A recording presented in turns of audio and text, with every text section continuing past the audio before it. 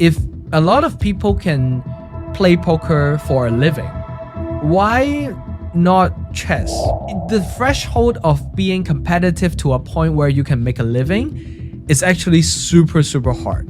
That is where Anichess really come into play.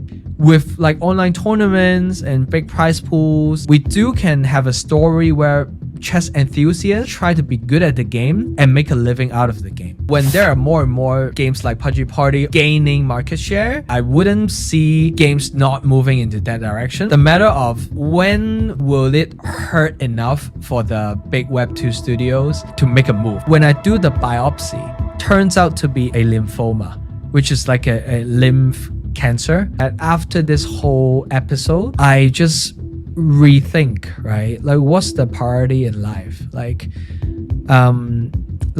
what's the point of chasing after money and glory when you leave this world? You cannot take it with you. Chev, welcome to the Chinsanity show. It's an honor to have you, my friend. Man, dude, I feel like you've been everywhere on my timeline. I know you guys been cooking at Anichess. You were just in Bali, right? Doing stuff. Yeah, how was that like? Hey Chin, I'm so glad, and it's my absolute honor to be here. It's my first time ever in this professional setting doing a podcast, but yeah, absolutely amazing, thank God. And Bali was great. Me and my team, Tom, Kenneth, Rovin, we just head on to the CoinFest Asia. I think over 10K people turn up in the event. Oh, wow. And the whole atmosphere is just like a carnival, right? It's like a village, and then there are like big booths, you know, games, music, food, and the weather is perfect as well. So the vibes is 100%. Yeah. You know, I always find it interesting how they had a conference at like a resort area. Yeah. Because usually I feel like crypto conferences, right? You're like in some big city, like a Hong Kong, or I was just in Tokyo, right? But having it in actually a resort area in Bali, like, what was the vibes like? Is it different from usual conferences, or? It's super different. Is it? It's super different. Like, especially born and raised coming from Hong Kong, it's like everything's so tall, so packed. And literally every conferences that I went to, like Hong Kong, you know, Singapore, token, it's basically the same. But Bali is just so refreshing in a way that although the traffic is the worst, like, I heard. because it's why is that? It's kind of like a village where it's not like in the most popular area, but you have to like travel all the way. I think from airport with traffic takes you 3 hours to go there. 3 hours? 3 hours jamming, 3 hours to just go to there. That's crazy. But inside, the vibes is just unreal. Yeah. And so I was curious, like, what made you guys, your team and Anichess, to go to Bali, right? Like, you guys, you guys weren't in Tokyo or stuff like that. But yeah, I was just curious, why Bali? Is there a reason why? Yeah, it's actually a funny story because last year we kind of want to go, but it's also kind of expensive, so we didn't. But apparently they have like this chess event, right? They invited one of the best female chess player in Indonesia, Chelsea Monica. She was there playing Simo chess, you know. And this time, this year around, they invited us to go, right? Because they want another chess partner, chess game, you know, to be there. So they basically lined us up with Chelsea. And then they just basically invited us over for free. And then we were like, okay, why not? Like, exposure to 10K people and then good villa and stuff. So do you guys have a booth there at the conference? We have a massive booth, yeah. Oh. We have the biggest game booth actually. Oh, really? On site. How did... Because I feel like you guys are unique how you guys always onboard these big like chess players and Web2 people, right? That might not know Web3 and stuff. Like, how was her reaction of the game and stuff? No, she loved it. Yeah. She loved it. I think it's actually an interesting story because the whole concept started with, you know, having the Magnus Carlsen IP, and then the whole vision is really to bring Web2 and also like chess.com people on board, right?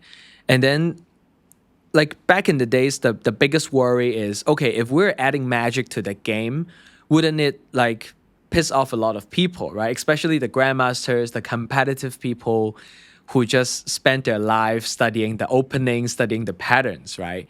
But then, very interestingly, the very first course that we did, I remember it was with David Howell, the UK number one, and then Judith Poga, the legendary female player. They loved the game already. Like they loved the concept. They've all played it before. They played it like Wow. in the beginning, right, on the concept, right, and then we hop on a call with Magnus Carlsen himself. That's crazy. And then he basically tweeted right after the call saying, "This is the most exciting chess variant he has ever seen." Right. Wow. So that is kind of the thing that kept us going, because we know that, okay, now chess players actually love this game, especially Magnus, right? He is such a huge fan of other chess variants and and exciting chess, right?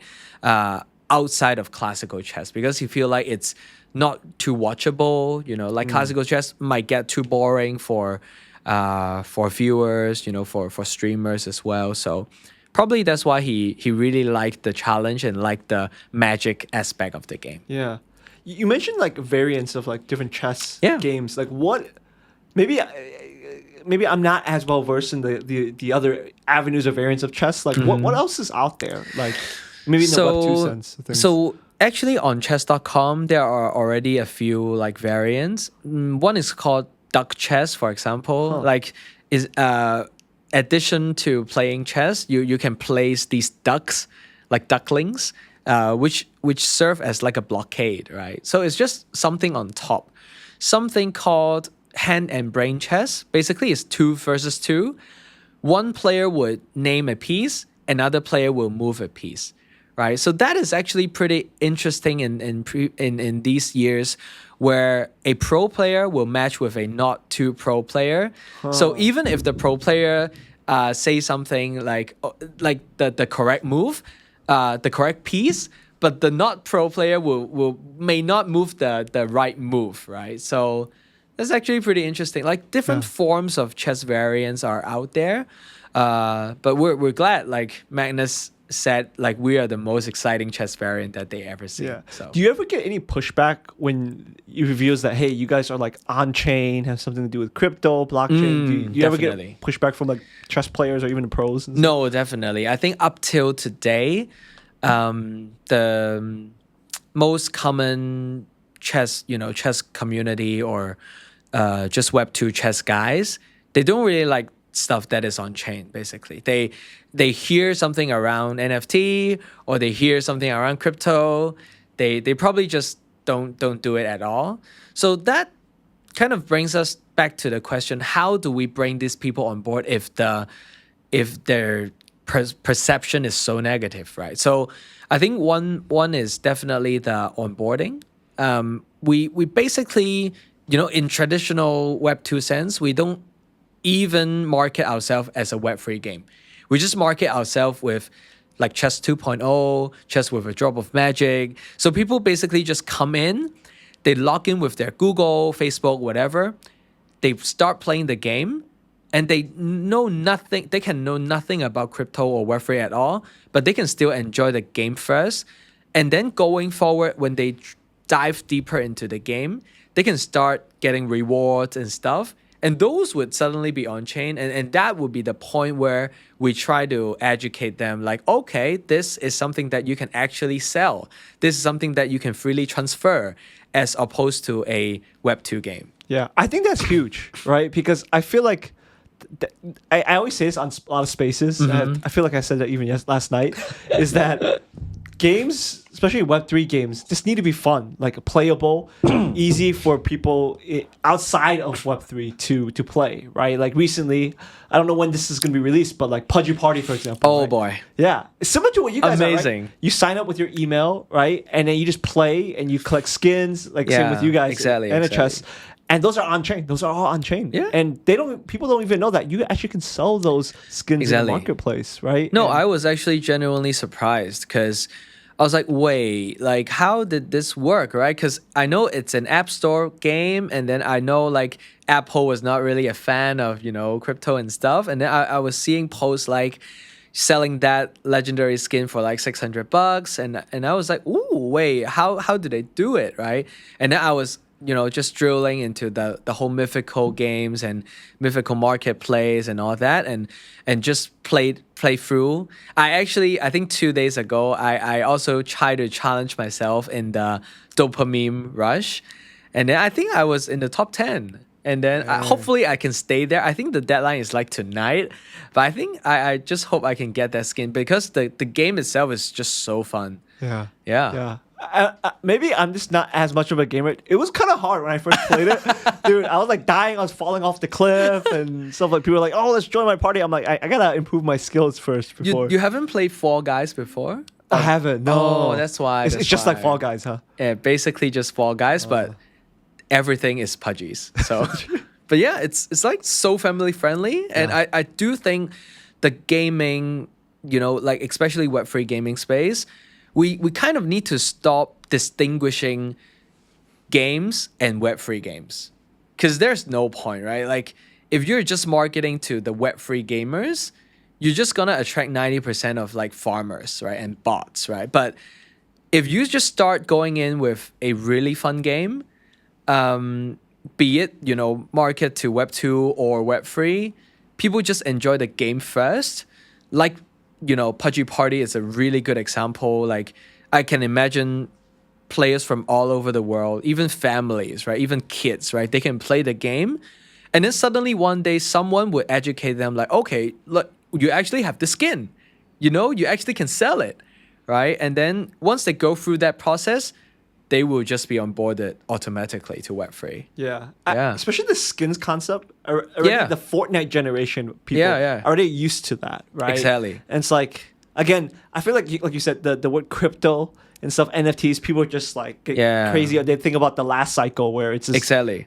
a lot of them rugged and stuff like that. And so, but also, this year, and I think we might have talked about this before. Maybe we haven't, but, I think especially this year, Web3 gaming, it hasn't been so good. Yeah. Right? Like we've seen a lot of projects, pretty much fold. Just right? shutting down. Yeah, shutting down basically. and stuff. Some, were rugged, right? Yeah. Some fast rugs, slow rugs. Right. Or some had just lost funding, right? They were actually genuine builders, right? Yeah. And I was just curious, like, in your viewpoint, right? Where do you see Web3 gaming, going to be? Because like you said, right, like, I think we need to stop talking about gaming and Web3 gaming, separating them into different categories. But yeah, I was just curious, like, what do you think or even like what do you think happened first, like in your perspective?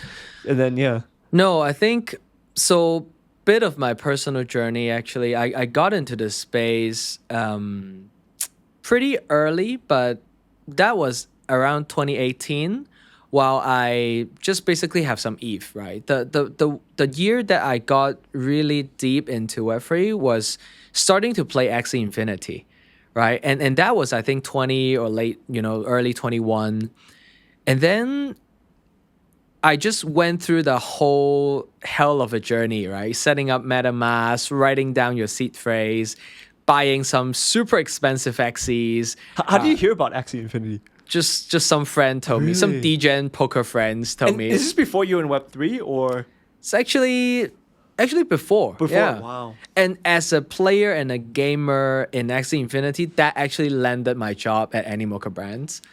So that's a pretty cool story, actually. Like, I gone through the whole, I would call it like the Stone Age of GameFi.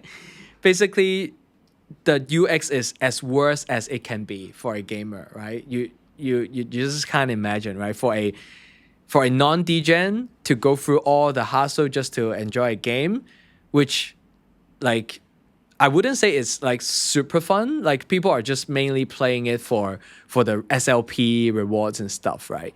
So that was the Stone Age, right? And then we go to the Airdrop dynasty, right? Basically, it's people grinding different games, like, I already forgot, like, just so many games, like, that whole 1-2 years are just game after games, fundraise and then new games. But I think 90% of those games are just they grind it, they say, oh, there's this airdrop, and then just attract a bunch of like traffic. And then back in the days, you with good traffic, you just get good listings, right? You have good traffic, and then you just get Binance, right?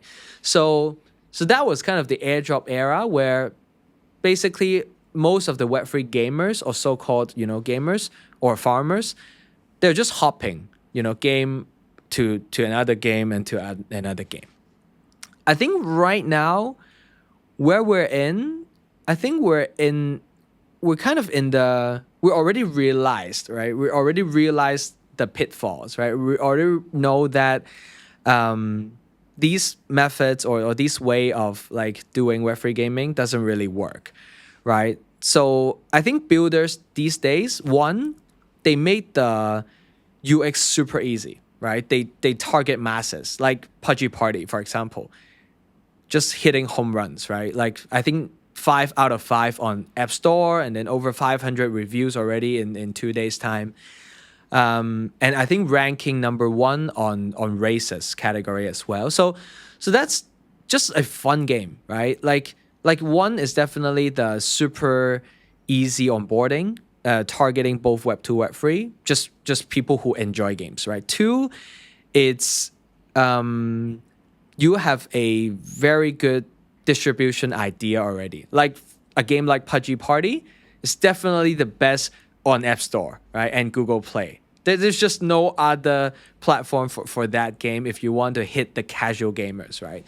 So I think builders these days, if they're still in, and if they're like really still here to build, I think we're definitely seeing a lot of movement to building just fun games, taking away Web3 element as just speaking of like marketing, like they don't even have to market. Like for example, Pudgy Party, you don't see them market like the best crypto game, like and expect people to see and then come in and play, or do they not market themselves as like play and earn or play to earn, something like that, but just a fun family game, Pudgy Party, right? So I do see games evolving more and more like this. And yeah, I do think we're definitely on the right track, because imagine more and more games built like this, more and more Pudgy Party, more and more games that fill up App Store, Google Play, and then Steam, and then different big platforms. Then it's just a matter of time where people just naturally get onboarded. Yeah. It's funny what you said about like, I feel like in the previous cycle, you call it what, the airdrop dynasty cycle is when I go to these conferences or when I like just talk to builders, right? The first thing they would say is like, oh, this game is on this chain. They never even say, oh, this game is an RPG. Like normally what you say, the game, what type of game is this? An adventure game or like Fall Guys or Fortnite? Yeah, they would start with, oh, this is on Avalanche. Yeah. Or this is on Polygon. Yeah. Right? And I feel like in the previous cycle, right, it was like that was the selling point. It's like, what chain am I on? Yeah. Right? Yeah. And then when we're going TGE. Yeah. Right? And then the game, right? Yeah. But like you said, we've seen that, it doesn't work, right? It's not sustainable. And this is a question I actually asked my last previous guest about like Web3 games in general, like the genres wise. I'm curious actually to hear from you as a game builder. It's like between like fast casual versus AAA. Like, do you think there's still a place for AAA games in our industry Web3? Because there was a lot, like Shrapnel, the biggest one. And now, I don't know where they're at right now, right? So yeah. I think definitely. I think after all, it's just games, and then after all, it's just games. Be it you embrace crypto or NFTs or not, but after all, I think we definitely are in the long term moving into the directions of fun games with digital property right. And how do you make that happen? It's basically Web3 elements, right? Be it NFTs, be it tokens, or be it community building, be it UGC, be it governance, right? So just a matter of time when those come into games. I think we're just waiting for that tipping point where you mentioned about AAA and then, the dream of the Web3 gaming landscape is definitely something like Riot Games coming in and stuff, like League of Legends having a Web3 arm. What do they think about Web3 games, Riot Games and stuff like that? I actually have no idea, but I just feel like when like what I just mentioned happened, like when there are more and more, games like Pudgy Party on App Store, more and more like these kind of games on Steam, and then these are just gradually gaining market share. It's just a matter of time before the big studios actually realize their top line is actually eroding because these Web3 games are coming into play. And I think at the end of the day, gamers, they do value their digital items, right? Like, and having the ability to sell, ability to transfer, ability to even rent it out, for money that they can use. That is just a dream. I wouldn't see games not moving into that direction, but it's just the matter of when will it hurt enough for the big Web2 studios to make a move? Because right now they don't have incentive. I think it was really just the incentive issue. There's no money. Like their market share is not harmed. Like these guys are just making like bad quality games, and so I don't care, right? Like my top line is not harmed. Then I'm just doing what I'm doing. But at that point where more and more games like Pudgy Party come into play, like mobile game developers, AAA game developers see that happen.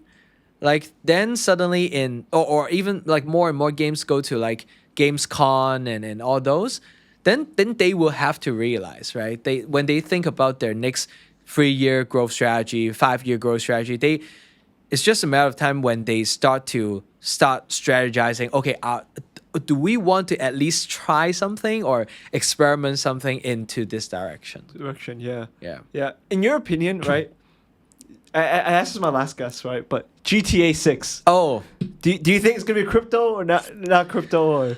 I think to be honest, it's hard to say, and to be honest, it has delayed for so long now. It's already become a meme, right? Yeah, it should be released in the fall of this year. That's what I think last time. I heard next year. No, oh, it's next year now. Yeah. There you go. But basically, I think that's what Yat always said, right? These days when he talked about the landscape of gaming and why he's still super bullish is something like GTA 6 is definitely gonna bring back eyeballs to gaming, right? Because to be honest, over the past year, it's really just meme coin and then like InfoFi and then like RWA and then like a bunch of narratives, right? Like AI and stuff. And GameFi is just keep going down, right? And then of course you see the headlines like game after game's just shutting down, right? But I think when something as big as GTA 6 comes back, be it crypto related or not, people's mind share and just narrative wise, they would just naturally come back, right? Of course, we hope there's like at least some elements, right, in Web3, but I think be it, have it immediately or not, right, it will definitely bring back eyeballs to gaming for sure. So I'm hearing you think GTA 6 might have crypto. There might be. You don't know. Who knows? Who knows? Who knows, right? Yeah. Yeah. And it's interesting what you guys are building at Anichess, right? Actually, real quick, can you maybe tell people what is Anichess, what type of game it is, and stuff like that?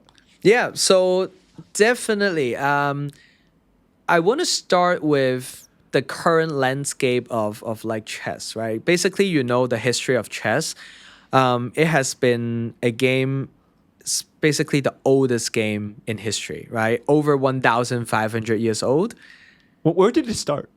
I think in India. India? Originated from India. It's like a game between the kings and then... I would think it's like some medieval in England. You got the king, the queen, the bishop. The bishop. Right? Bishop is a very European thing. But India. But actually, the first version of chess actually originated in India. And to be honest, over the past 1,500 years, it doesn't really have an upgrade, right? Like, unlike League of Legends, you have like patch over patch, season over season. But chess is something that, it's just classical, it's just art, it's just culture. And then, but recent years, there's this issue, right? Like, one is AI taking over, right? Like, chess engines have just solved the game perfectly. So anyone sitting at their home will already know what's the next best move, right? They don't even need to think, right? They just need to input into the engine, or they can just even Google, right? There's just so many chess engines out there telling them what's the next best move. It's like a AI that tells you what. Yeah, to do. basically. Oh. Yeah. It's actually the very first application of AI, which is people start to build chess engines and fight each other.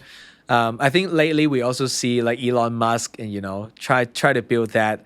I think Grok chess and then open AI chess and all that. But yeah, this is a game where has been through the ages, through all the wartime, ups and downs and different dynasties and all that, but still here, right? So definitely gameplay wise, it's the most proven game of all time. And then two, we have this monster partnership with chess.com.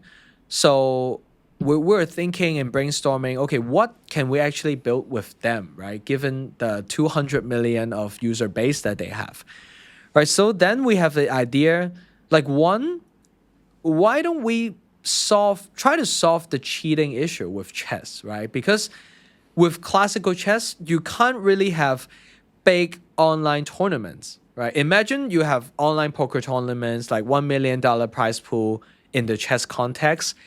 Everyone will be cheating at home, right? Because you have the perfect answer for every move, right? But what if there is a game mode where we add in imperfect information like poker?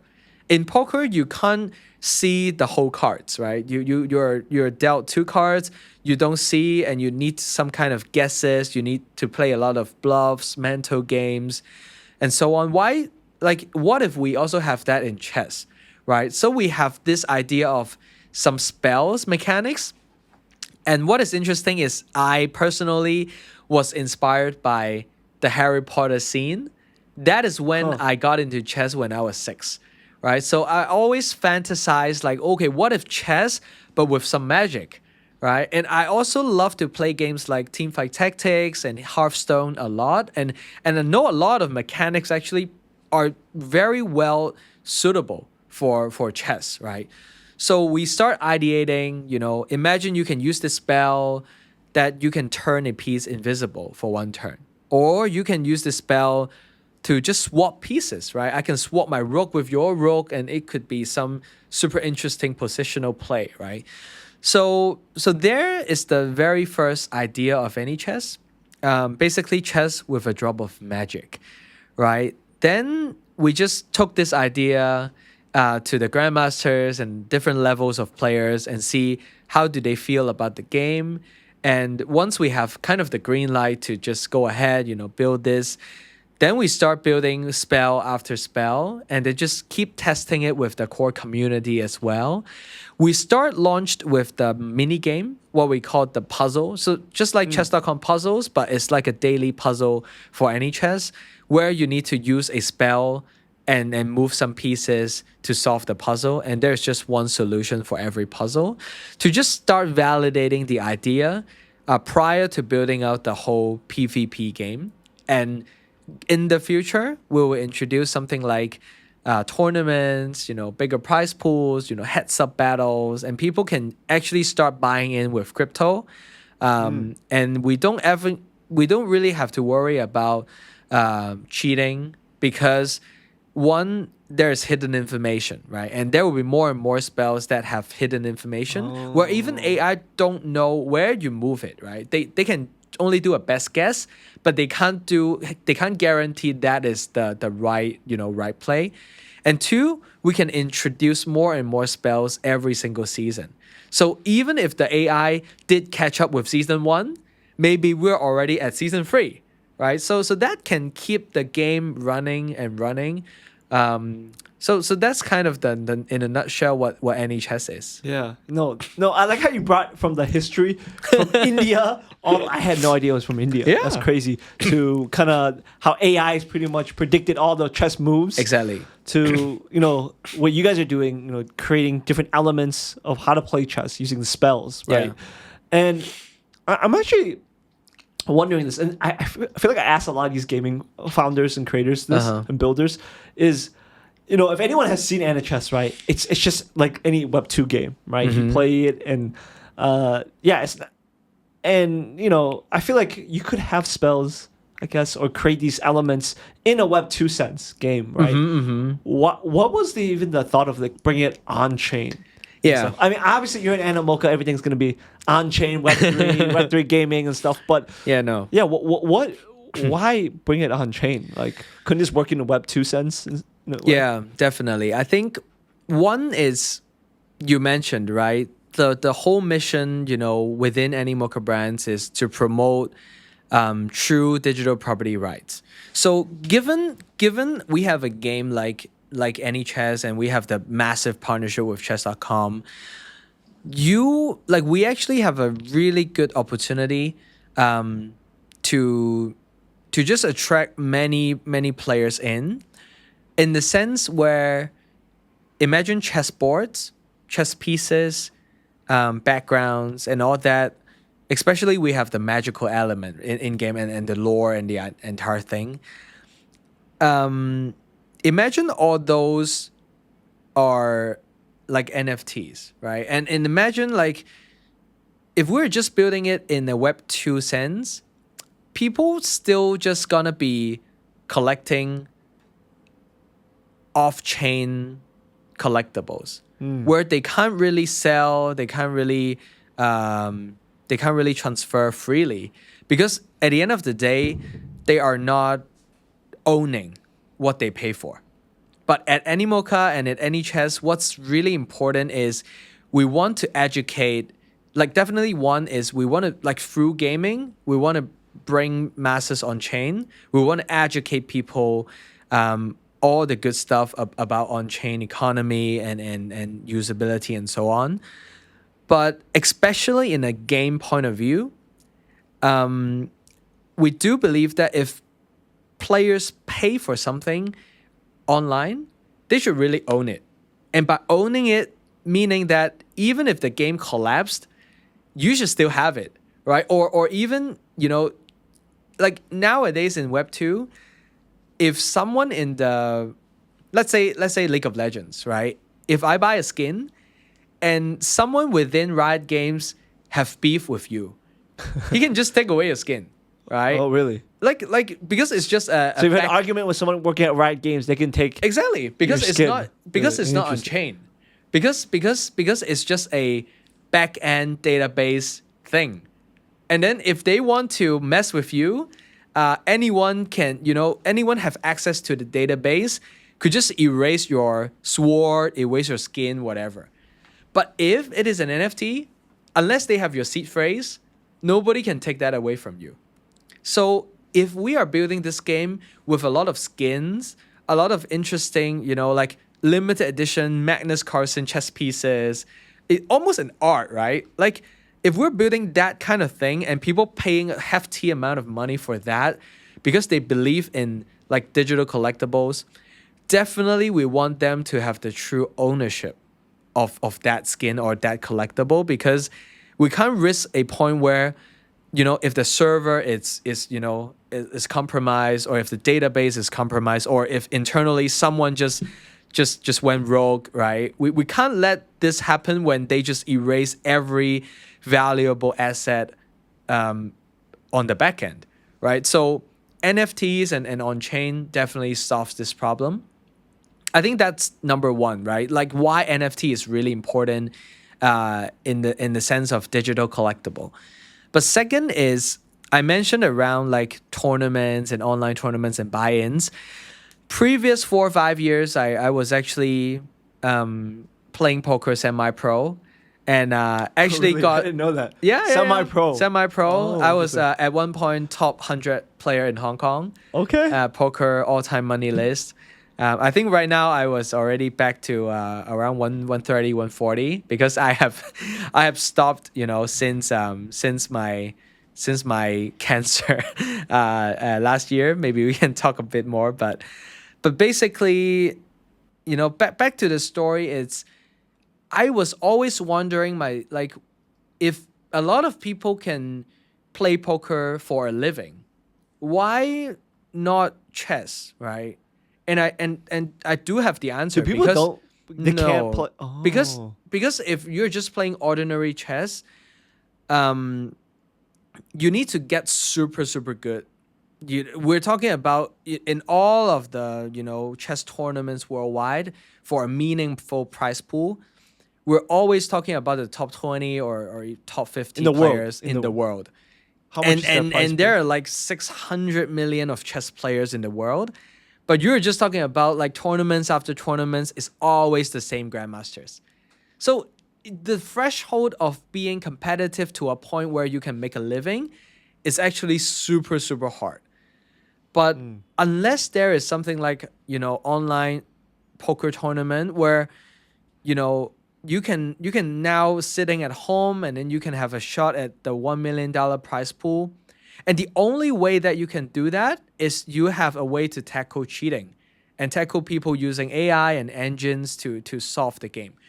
And that is where Anichess really come into play, right? So we do believe that with a game like Anichess, with like online tournaments and big prize pools, we can have a story where chess enthusiasts, they can actually try to be good at the game and make a living out of the game. And not only not just that you need to be the best player, but also you can be a good content creator, and then you can still make a lot of content and have a share of the check token because you are adding value to the ecosystem.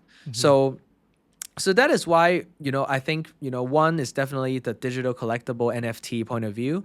But two is definitely when there is money and tournaments and prize pool involved, what's better way to on-ramp, off-ramp, cash in, cash out other than crypto, right? Because it's just the fastest and cheapest way and the most secure way people can do that right now. Yeah, you mentioned like the NFT side of things, right? Like digital assets. That's something like the example, right? That you just put like if someone in Riot Games has beef with you, right? He could just delete and then you're gone. It's gone, right? All you paid or Fortnite or whatnot. And I forgot when this was. Maybe a few years ago.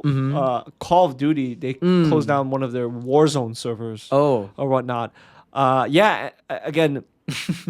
And then I heard like everyone who bought skins, it was all gone. Yeah, because again it's in one server, it's not on chain, right? It's not decentralized. Yeah, and this is actually what I always say to my friends when they ask me, okay, crypto gaming, like, what are you talking about? I was like that example, that case study, and then when I tell them that, they're like, that makes sense. You own it. It's an NFT. You could sell it in a marketplace. Yeah. And hopefully eventually, I don't know if this is even possible, but the word interoperability, I haven't heard that in a while. On Spaces or anything, but yeah, that would be cool, right? Having your character, your guns in a different game and stuff like that. And I think only being on the blockchain, on chain, does that, right? Yeah. So interoperability, I think it's still a myth. No, like literally you can, like theoretically you can do that already. For example, imagine you have this Magnus Carlsen skin, and then, in the future, building out the checkmate ecosystem, there is just more than one game. Like Anichess is the very first game in checkmate, right? But there could be other games.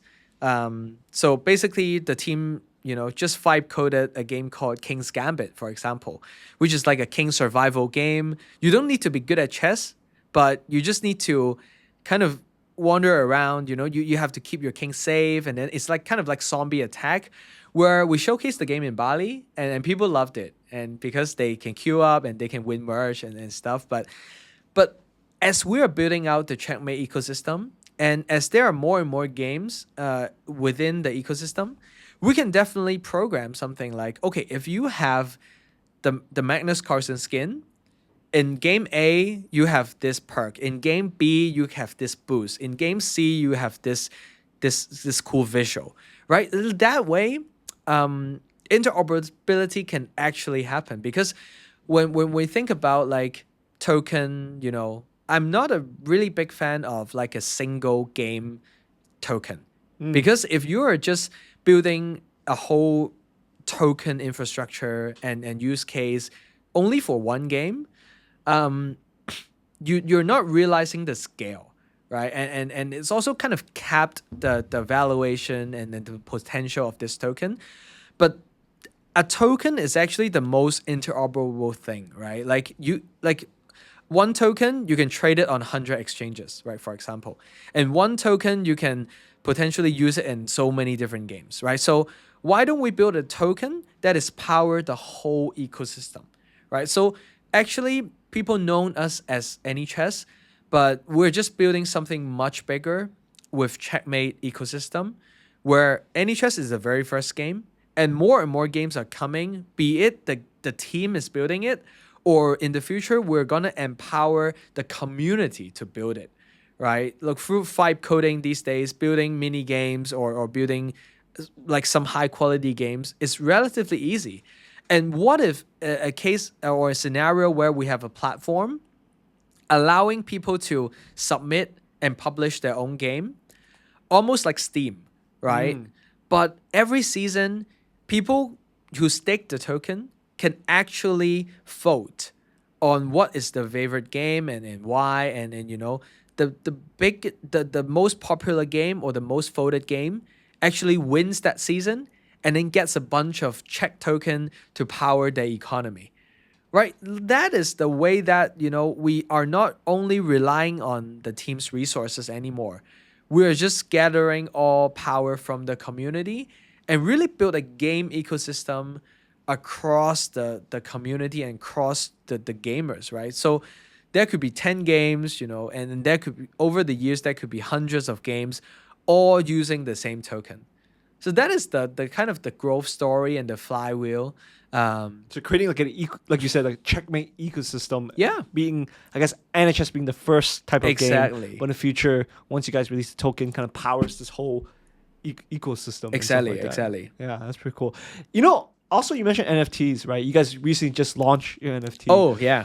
And I was just curious, like, what made you guys? Because it's a pretty small collection, right? It's like 900 or so. 960. 960. But when it initially launched, it was free. Yep. Right. Well, what was the thought process of even having a free mint? Because Yeah. I feel like I haven't seen as well. I mean, there has been a lot of NFTs that are free mints, but then successful ones I haven't as heard as much. Like, I can't think any of the blue chips I can think of were free initially. But yeah, what was the process behind free mints? I'm actually curious. Like, when I hear that, sometimes I'm like, okay, why and stuff like that. But it seems like right now, right, you guys are doing pretty well. But yeah, what's the concept behind that?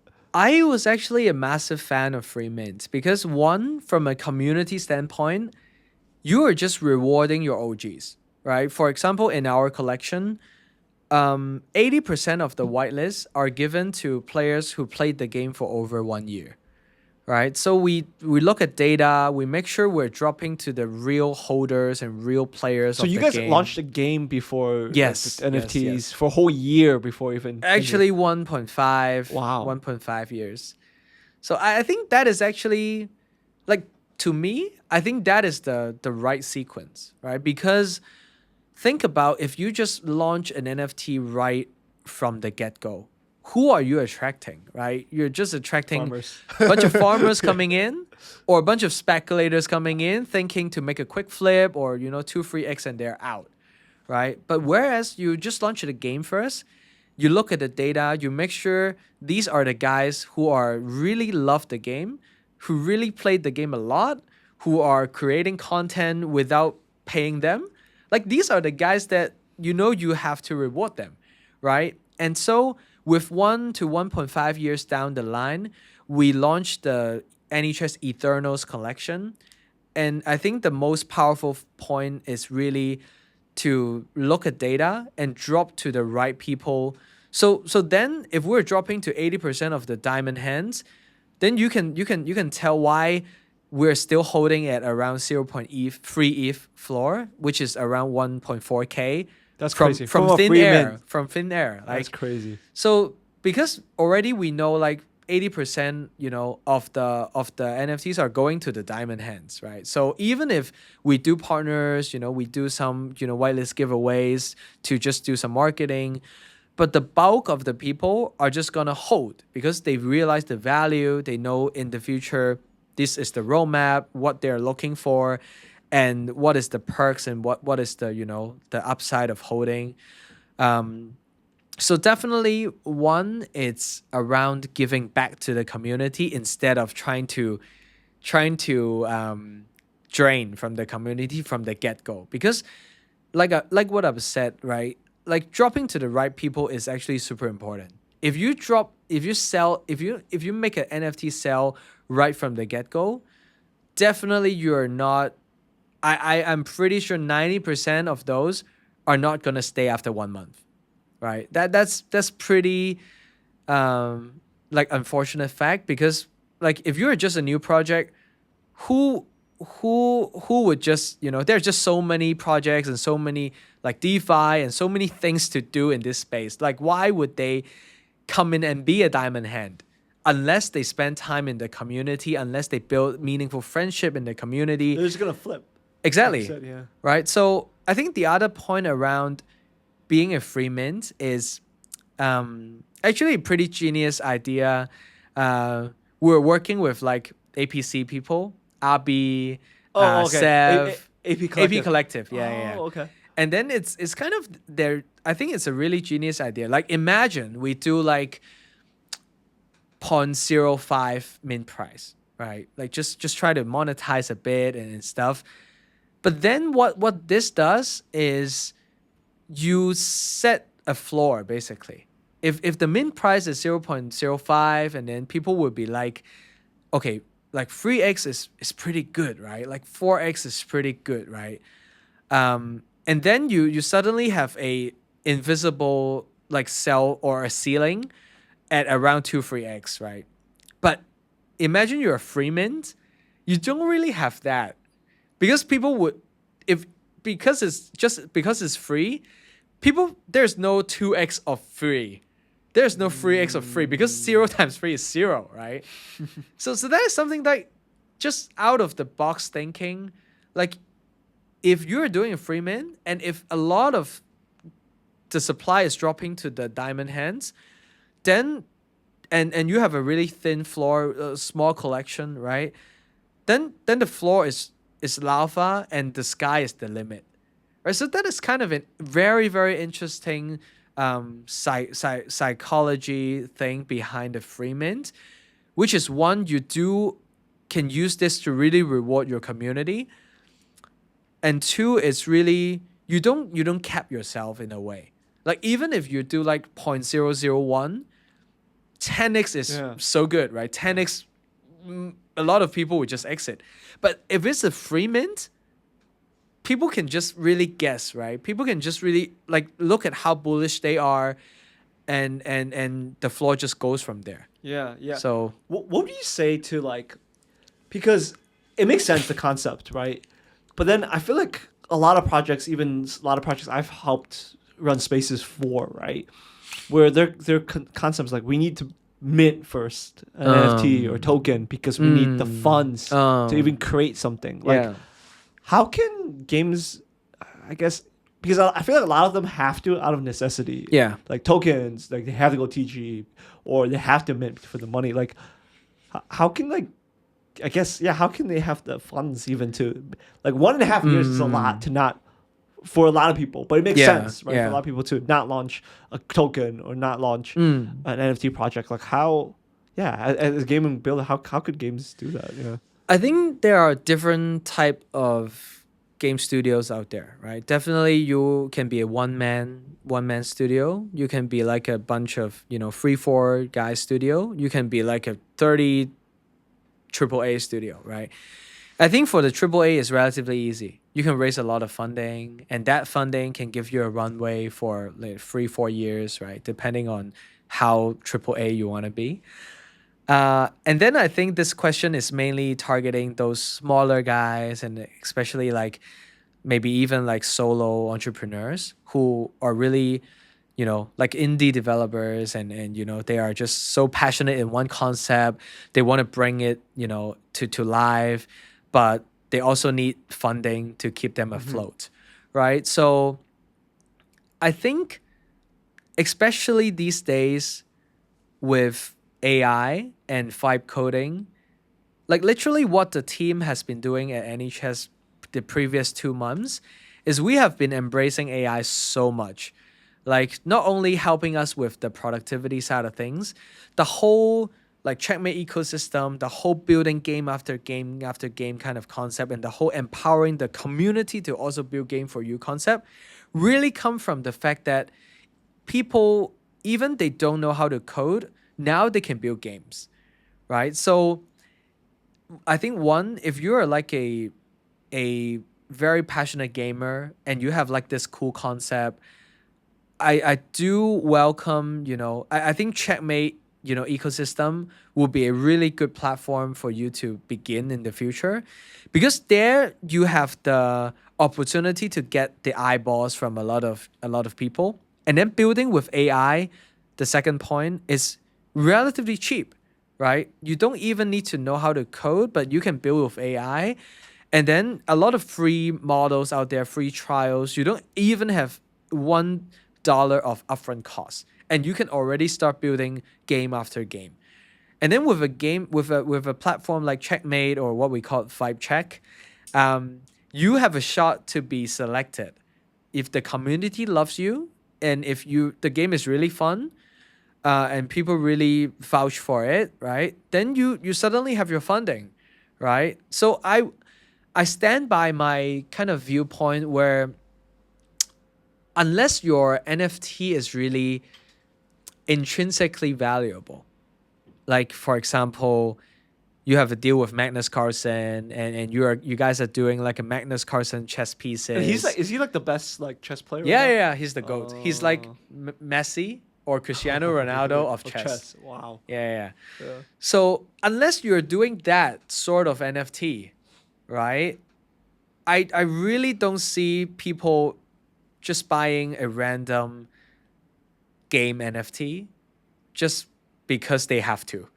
Because back in the days at Axie Infinity, it's because you have to.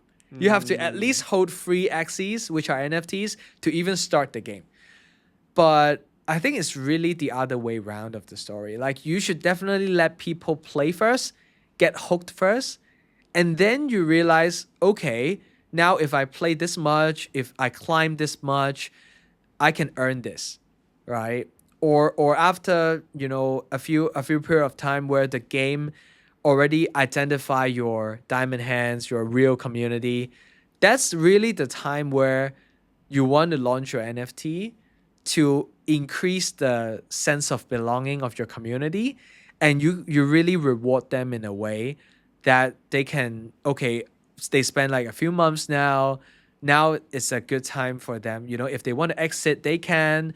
If they want to keep staking for future rewards, they also can. But yeah, selling NFTs in the first place, again, you're just attracting either farmers or speculators who in the end, or not really in the end, maybe after 1 week, after review, they're just gonna dump. Right? So that's the sad reality of launching NFT first before the game. Before the game, yeah. Yeah. I mean, it makes sense. It totally makes sense. Like, who you're trying to attract, right? And I feel like a lot of game founders and builders, maybe they don't have the experience, or just they just need to show the numbers to their investors. Like, we have this amount of people, our followers, which is not really equate to community and stuff, right? So yeah, that's interesting there. And you mentioned something that was pretty funny, kind of how you're even creating a chess project and stuff like that. How you said you were playing chess when you were 6. Yeah. And so, like, I was just curious, like, how was it like? How was little Chev like? Were you always playing games and stuff like that? How's your upbringing like? Yeah, upbringing. I think all along the way, I was very curious about a lot of stuff. And I remember my mom once told me that, back in the days, we had like this weekly visit to grandma. Like every Saturday night, we go into grandma's Dim place sum and stuff like that. and then yeah. no, it's like dinner, Oh, but okay. but grandma lives in Tuen Mun, right? Grandma and grandpa, and then we just travel all the way from Kowloon into Tuen Mun. This is Hong Kong. It's just Hong Kong, Yeah. right? And then every train ride, I would just keep asking my mom, like, ask me questions, like quiz me, like give me multiple choices. And like I think since a very young age, I always like different challenges. I like to win. And starting from chess, and then learn I think around a few months, and then I already start playing in my first tournament. And then I think the very, very first tournament that I played, I already got like I came sixth in the I think under 7 group, right? Oh, you were like 6 years old. Or too. under 8. Under group. 8. Oh, I was wow. 6, and then I came sixth. And then just my first victory, for my very first trophy in my life, right? Then I just got excited and gone to more classes, and then I think when I was 8, I came second in the under 10 age group. Wow. So I was like competing with people like 9 or 10. So but you're like the Magnus Carlsen of your time. oh no, nowhere near. Of your school, of your region. nowhere near. But that was kind of how Yeah. I was brought up. I was brought up. I was super thankful actually for a family where I can try a lot of stuff. I actually learned so many like extracurricular activities like swimming, like I was like singing in the choir. Yeah. Uh, That I know. I've seen you sing before live. Yeah. I was playing saxophone. I was having piano classes. I was in the maths Olympiad team. So you like a stereotypical Asian, huh? Typical Asian. So Nice. not really a tiger mom, but Okay. I just like to do so you actually much. like that, yeah. And then I also got into gaming very early on. As you can imagine, like 6-year-old play chess, but way before that should be playing a bunch of other games. And then I got into League of Legends, right? I think back in season 1, season 2, when I wow. was like in my cousin's home, and then he's like playing. I was like, "Whoa, what is this game?" And then I think he's playing Ash and Tryndamere. I was like, "Wow, like so cool." And then because my cousin is like 7 year older than me, and I was always try to, whenever I go to his place, I always want to like play some games, be cool, and then play some games together. So got into gaming super early on as well, and then tried so many different games like Hearthstone, Teamfight Tactics, League of Legends, all kinds of games. And then really the previous 5-6 years, out of university, I went to Cornell exchange, I went to Peking U exchange, and that was kind of my freedom time. Like I was in the US, I was in Beijing, I was just Googling where are these poker rooms that I can go to. So I was like skipping classes Really? and Just then to go play poker? play poker. Yeah. That's crazy. So would you win money? Like how No, are those tournaments like? I lose a lot. And then that was also the time where I had a bunch of Ethereums back then. Like that was like still super cheap. What year was that? I think 2018. Oh, okay. 2018. Ethereum was probably less than a K, right? Yeah, like 200-300. Wow. And then I think playing poker in Cornell lost me a few ETH. And I was like playing these Cornell, shady. I mean, that's Ivy League, man. Those people, right, are very smart. I was actually playing, also in real life, but I'm also like Googling, searching for online clubs. Crazy. And then I actually got scammed. Like my really? ETH. Yeah, I was like cashing in and never got to cash out. Wait, were you always paying crypto for these poker tournaments? Yeah, because I don't have Oh. like a US bank account, right? I'm just an exchange student. Right. But I somehow found, I can actually cash in with like ETH, right? Is that how you got into crypto? Was because of poker or? Yeah, actually, I think I already have some ETH, like randomly holding some ETH because some friends told me to. But in Cornell, I just wasted all my ETH playing poker. That's crazy. What were you studying in university?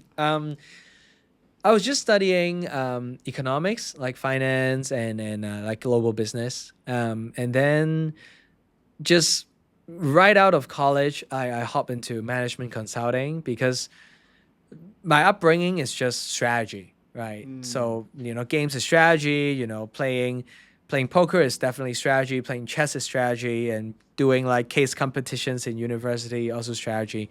So I just want to challenge myself in different industries. So I got into Boston Consulting Group and then starting, BCG, and then, different consulting projects, also strategy. And then 3 years in, I just got this cold email on LinkedIn from Animoca. Oh, right. I actually from a headhunter, working for Animoca, and then he was like, there's this cool position, helping to build and scale the strategy and operations team and projects team at Animoca Brands. Are you interested? And then I still remember that was like that's the second day of Lunar New Year, 年初一. And that was like the midnight, and I was like, okay, I was like spend the entire day like buying, going to relatives' house, going to relatives' get that rent envelope, getting rent envelopes, and it was like 1:40 a.m. at night, and suddenly saw this notification, and I was like, wow, Animoca Brands, like. Have you heard of? Yeah, I know, because that time I was already flipping JPEGs and already like deep into Axie Infinity. I know like AB, like is massive, right? Bunch of portfolio companies. So that was the point in time where I decided to just take a leap of faith, like just check it out, like what is this opportunity? And then I just got the opportunity to speak with Min, which is the COO of the company, and then we had this conversation interview, and then that was basically 3 years ago. Oh, wow. And then I hopped into Animoca, started with the operations and projects team, helping to set up processes, set up teams, and scaling, the company. And then 2 years ago, I just got this super amazing opportunity that, okay, we now have this Magnus Carlsen IP, and this also elevated into a chess.com partnership. They know I play chess, and they are like, are you interested to take on this project, right? With your gaming and with your strategy experience and with your chess experience. I was like, yeah, bring it on. So they Animoca already signed with chess.com to create something? Yeah, so originally that was still like 21, 22, where NFT are still booming. Right. So that was the time where we're thinking, okay, like we signed this IP agreement with Magnus Carlsen. Maybe we just launch some Magnus Carlsen NFTs. Maybe that is already super exciting and super hyped, right? But then after we did the whole deal, NFT kind of crashed. Then we kind of have need someone was that to during, kind like, of FTX and all that debacle. Or? I think even before FTX, FTX. Like NFT is already going down. So we're like, okay, now we already paid, for Magnus, paid for this partnership. What else we can do? And then I was brought into, one of the brainstorms, and then I just have this idea. What if we build chess with a drop of magic? Like, what if there is a form of chess where, like poker, they can actually play online, play for big crypto prize pool, they can own skins, limited edition skins, or even Magnus Carlsen collectibles as NFTs, right? What if this concept, we can bring it alive? And then I just started, as part of the, leading team up until now. Until now, yeah. Until building this game out and stuff like that. How's I'm curious actually.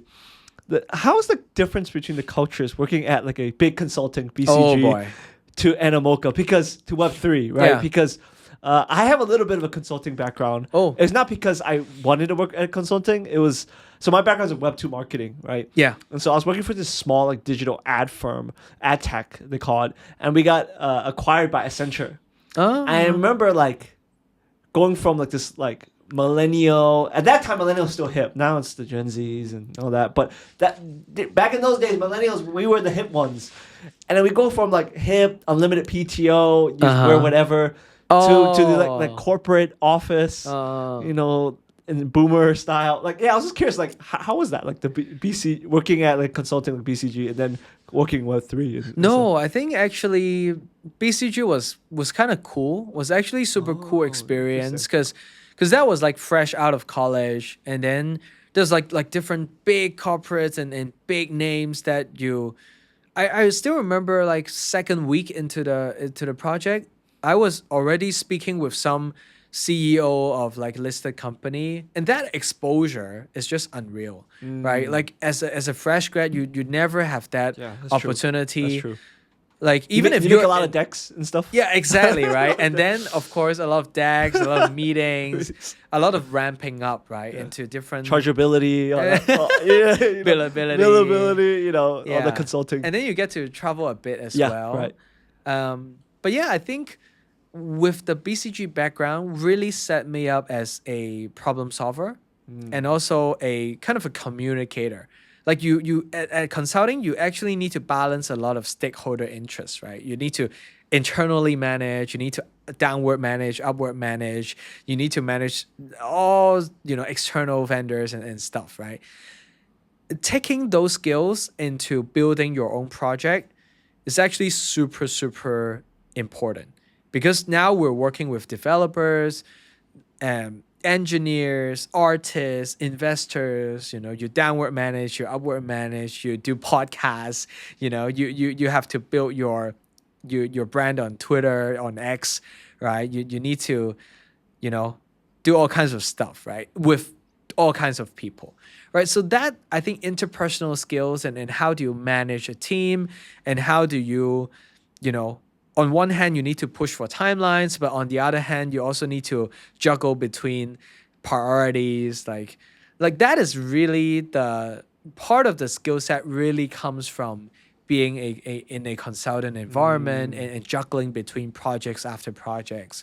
So yeah, super thankful for that opportunity to be able to come from BCG and also like all the way to Animoca and from the strategy team all the way to Anichess and the checkmate ecosystem and beyond. So Yeah. super grateful. Yeah. How long were you at BCG for? Around 3 years. Okay, 3 years. Okay. And now at Animoca around 3.5. 3.5. Yeah, something yeah. like that. Yeah. Yeah. No, that is pretty cool. Like how Yeah. like you're experiencing consulting because you get to I know, right? You juggle a lot of things, presentations, Yeah. how to problem solve, right? Yeah. Like company's issue. That's what consulting is, right? It's like you're coming in, helping a company out, and Yeah. seeing what's best to manage strategy and stuff. Exactly. No, that's pretty cool there. And early on, you mentioned, when I asked you about the game, building out the game and stuff like that, you mentioned how you had like a kind of a life, not a life. Oh but boy, like let's go. life struggle. I think you know where I'm Yeah, going yeah. at with this. But yeah, you mentioned that you had cancer. Yeah, Right. yeah. Wow. And it wasn't too long ago, right? Mhm. Like how? And you're a young guy too. Yeah. Right. Like how was that experience like? Well, that's a life-changing experience, and I want to use this opportunity to praise God, praise Jesus, my Lord and Savior. I think that was really a life-changing experience where last year around, August, Around I this think- time. Ish. Yeah, around this time. Oh. I think when I first figured it out, it's actually end of August. So yeah, literally 1 year anniversary. I forgot to celebrate. Oh my gosh. But yeah, basically life before cancer, I was super addicted into poker. In a sense where to play online tournaments, sometimes I just keeps on waking up at 2-3 a.m. at night just to catch the US time zone tournaments. And then, like Sunday, they have this like Sunday special and people say never miss a Sunday because they have this huge guaranteed prize pool and then you can win a lot of money. And then I was like chasing after glory, chasing after money. And then I was just so addicted, right? So going after these kind of stuff, right? So last year, August, I had this actually for a few months back then already, I had this a little bit of blood in my poop, right? And then at first I don't really I think it's no big deal, right? And then it lasts for quite some time. And then, okay, so one day I just decided to just go and check it out, right? Like, and then actually when I go to the doctor's place, doctor also said like, oh, you're actually so young, you don't really have to do like endoscopy, and you don't really need to do that, and then maybe just prescribe some medicine, and then you just maybe get along with it, right? And see how it goes. But after leaving, excuse me. So after leaving that like doctor's room, I was just ready to pay and ready to go. A nurse just grabbed me into another room. A nurse just tell me, if your insurance cover this, you definitely should check it out. You definitely should do like a thorough endoscopy. And at first I was a little bit scared, right? Because the doctor actually warned me, right? If you do endoscopy, there's like risk of like piercing, your stomach and stuff, right? So I was a bit scared, and I also never tried to I forgot the term, but 麻醉, the anesthesia, anesthesia, numb your whole body, numb before. So I was a bit scared, but that nurse actually calmed me down, and that nurse was actually super sincere, and I feel that sincerity in her. So then I booked for doing a thorough and endoscopy on both my intestines and also my stomach, right?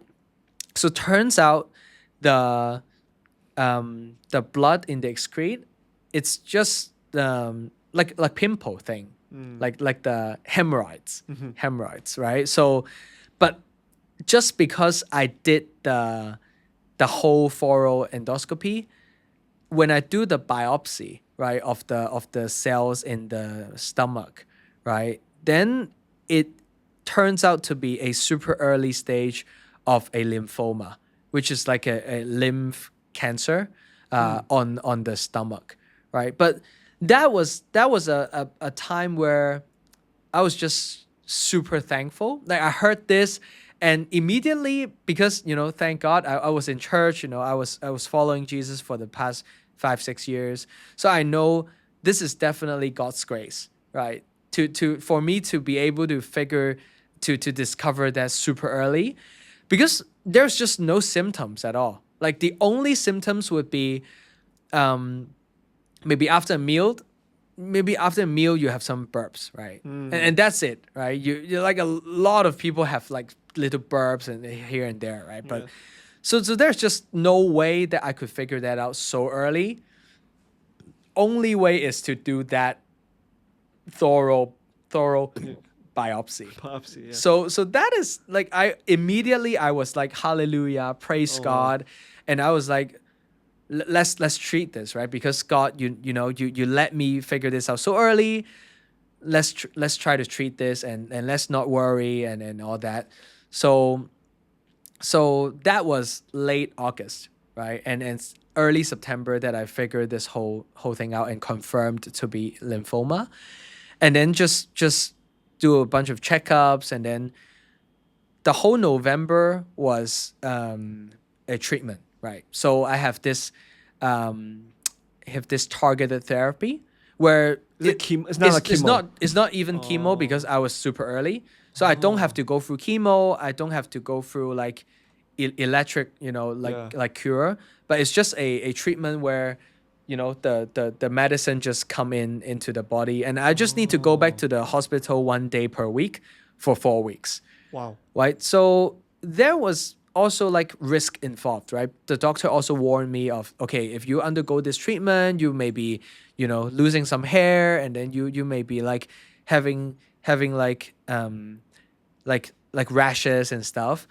But praise God, right? Like throughout the whole November, I actually didn't have any of those symptoms. Like I didn't lose, hair, and my appetite is better than ever. Like those hospital meals are actually so good.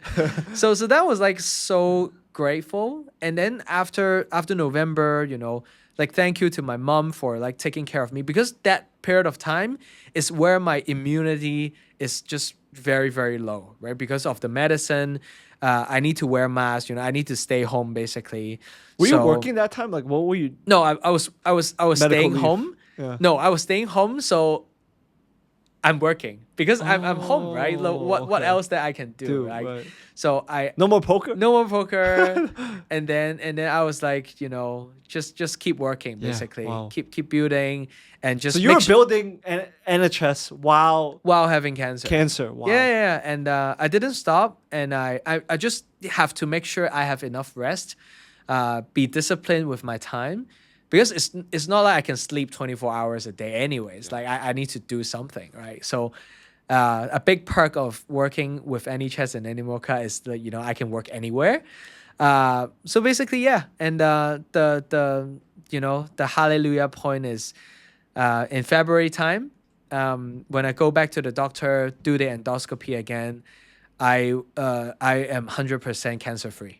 Wow. So that is Wow. the testimony. Yeah, that's amazing. And so you were getting treatment from November to February, doing. It's basically just November. Oh, okay. 4 times Oh. every Monday. every Monday. And then I just need to wait for the medication to kick in. have and stuff like kick effect. in. Yeah. So then December and January, you didn't have to do the treatment. I just as much. It's just let chill. let the drugs do its work, kind of. Yeah, let them Really? do the work. Yeah. Wow. And is this common? Like you mentioned, this the type of cancer you have. No, with people. it's super rare actually. Interesting. Especially for my age, it's Yeah. like super rare.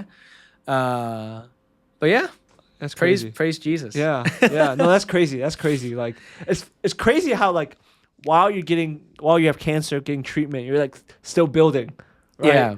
Anichess and it's actually also life changing in a way that after this whole episode, I just rethink, right? Like what's the priority in life? Like what's the point of chasing after money and glory while just some kind of accident can happen or some sort of cancer can happen, which just takes your life away, right? What's the point of, you know, just spending and wasting all your time on these things that when you leave this world, you cannot take it with you, right? Like then I started to do like, you know, what I call Sunday Wisdom series on Twitter every single week, to just spread like words of God and also like spread like, you know, goodness, spread like faith, you know, just help people, you know, imagine they see it and they're all going through some tough time, they could be encouraged, right? And also recently I created my Zora account where I just posting scripture every day on Zora interesting. and then try to, Zora's you know, like the platform on base, right? the Yeah. base, you know, just content creator platform where Yeah. every post is a coin. Oh, interesting. Yeah, so yeah. your Bible verses become coins, huh? Yeah, So each people of can them trade? become a coin. Oh, that's crazy. And then, yeah, I just rethink and then definitely gets more and more disciplined with my life as well. I need to balance health. I need to be you know, I can't really like, you know, like food, you know, I can't eat like too much, you know. Okay, like, so there's still a kind of limitation with the. no, amount. not really, but it's just the discipline in terms of having a balanced life. Yeah. And like not to just also rethink, you know, the whole relationship with God as well, like him being my first priority, and then I cut out so many things that separates me from him, like watching porn, for example.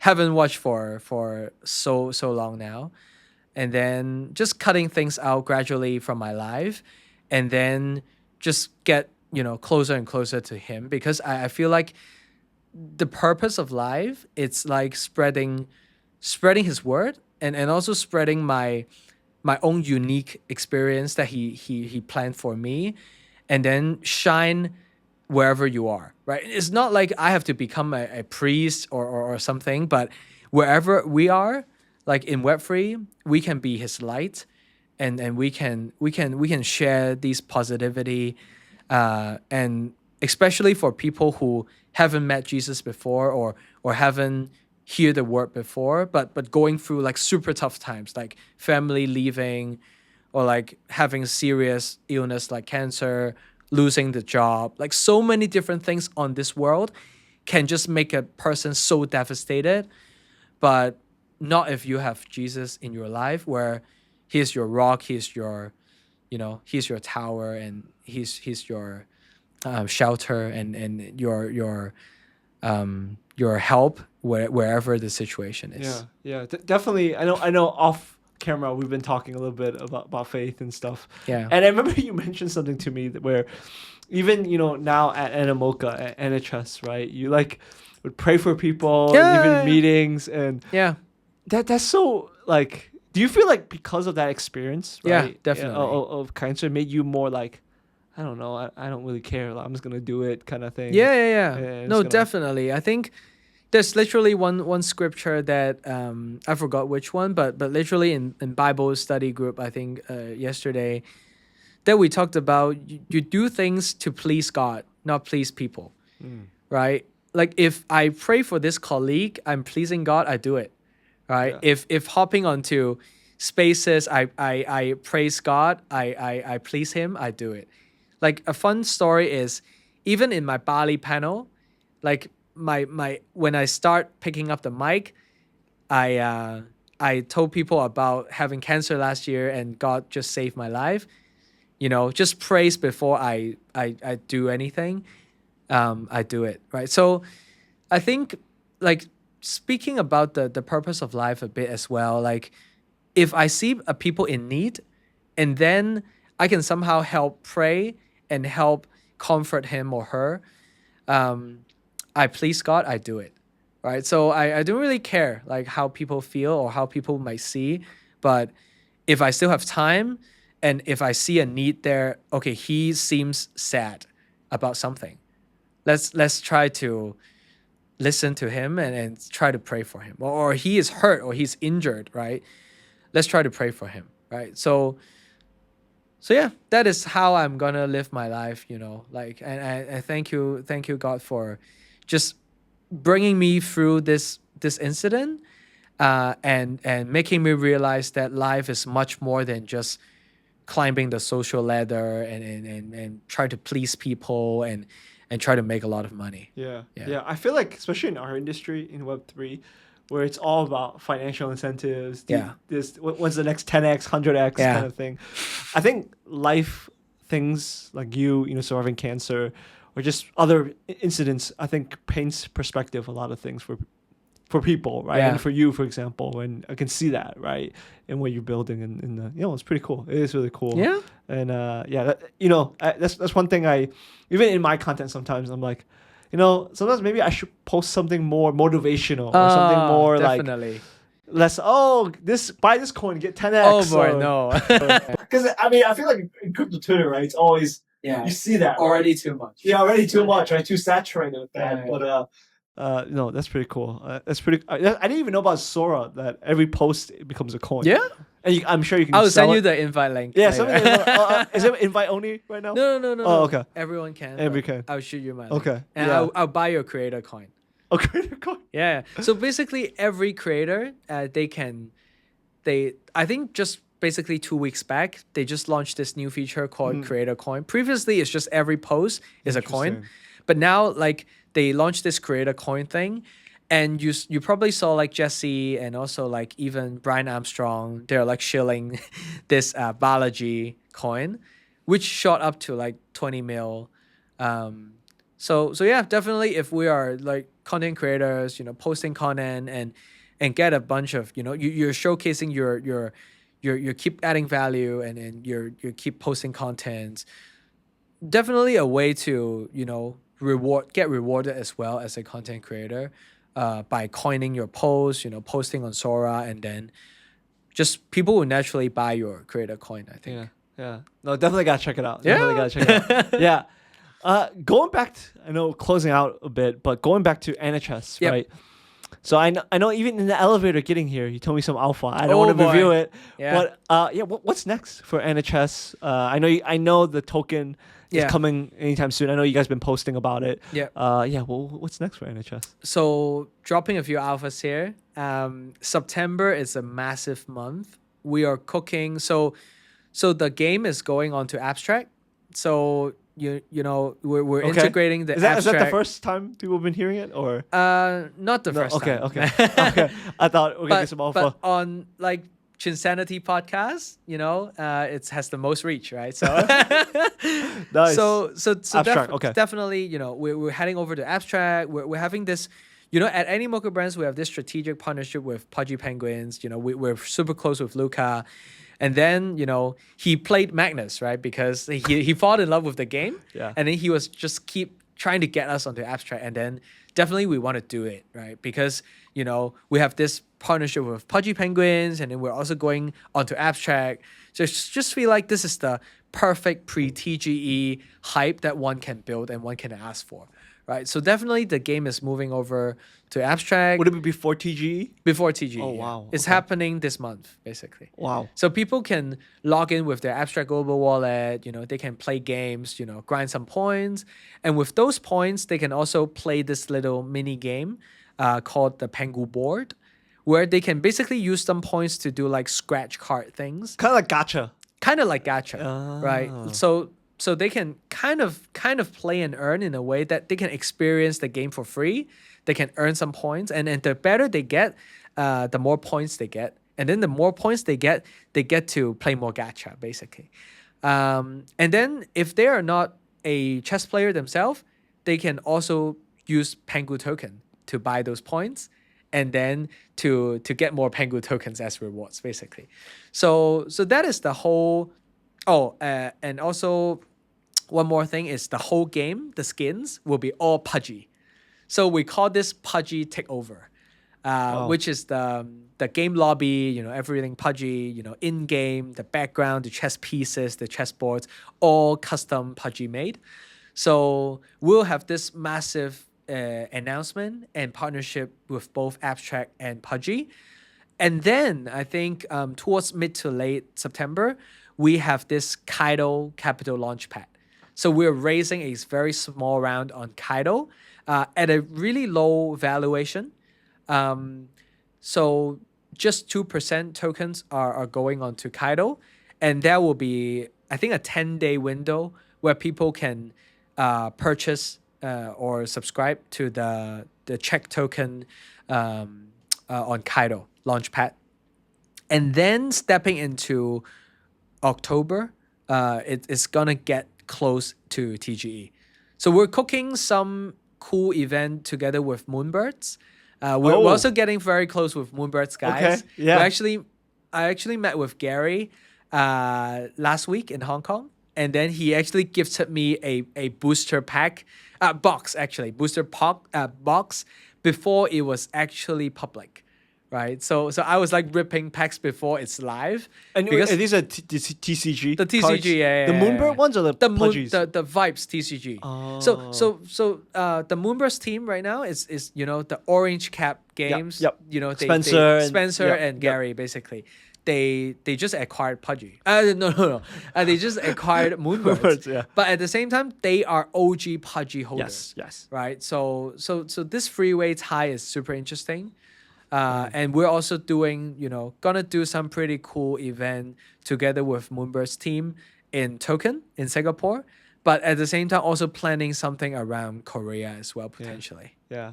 That's pretty cool. You guys are like partnering with the power hitters. The right now. power hitters. Like I think Moonbirds. I think I mentioned last night in the NFT space where it's like out of all the NFTs, the ETH ones, the OG ones, I feel like now they're making move. I mean, you're seeing their price action reflect bullish sentiment around them. Obviously, Pudgy Penguins, I'm super biased, but I think it's the best NFT Of collection. course, no. No, that's cool. You guys partnering. No, definitely Pudgy is the best. It's hard to That I think last month, right? There's a period of time where every single top project just changed their PFP to Pudgy. That was like unheard of. Yeah. Like that's unreal. So big congratulations to the Pudgy team. The Pudgy team, yeah. Yeah. But how about for yourself? What's next for Chev? Like what? I guess I mean there's a lot happening. I guess for you building and stuff like that. Like, Yeah. yeah. What's next? I for think you?